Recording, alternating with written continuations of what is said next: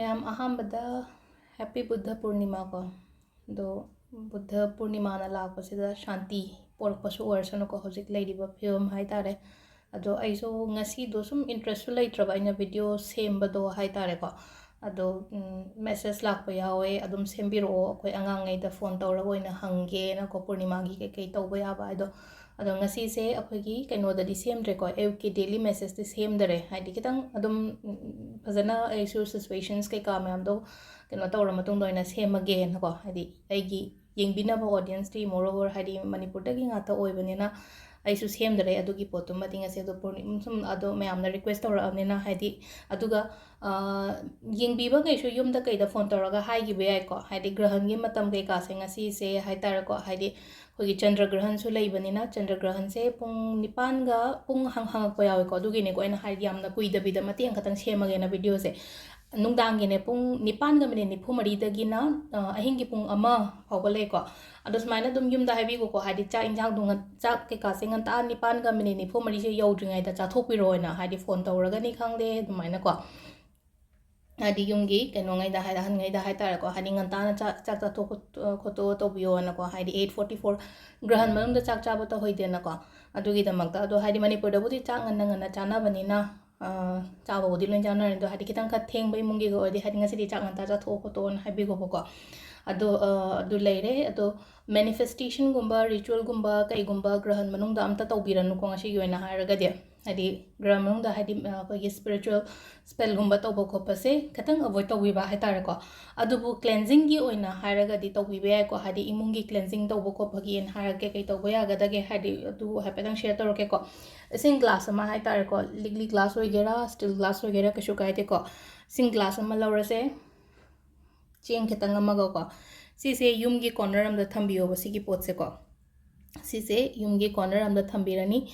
adu matungda kamaina tawgedake hai kan se to ko hayeng se hadi ngasi ahing sima pura lel haloba hayeng se ising sina hadi kondhom wang ma da haido khroba hadi aigi imung sida leiriba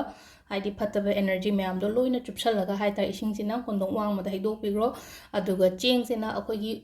u makhong gumba natraga khoigi terrace kumba leibo ko do uche kumba ga parak ko pam leraga di aduda thambiro sigi potsena ko si poche hai ching se dum patram da haido ke dum lebak da dum haido ke ra ke shukai de ko ngasai gi uche ngai dun na cha gi na ba hai tare ko si sima to ba yare ko si part amani ko sisina aduga amana kai to ba ya ga da ge same sing da nate ko atop ising glass ma lobi ro ko aina se sum utpa gi ona to atop ising glass ma lorani amana kai to ga da ge hai kan se da ko karpur se mari manga dang lobi ra se ko sise mari manga se lobi raga powder se mo se gi haidi haipetang khon da sugai bi ro ko haidi makup ta halaga siki ising sida hapani na ko makup ta halaga ising sida hapa kai to ga da ke hai kan se da ngasai karpur gi mahi ore na ko ising se ko haidi at least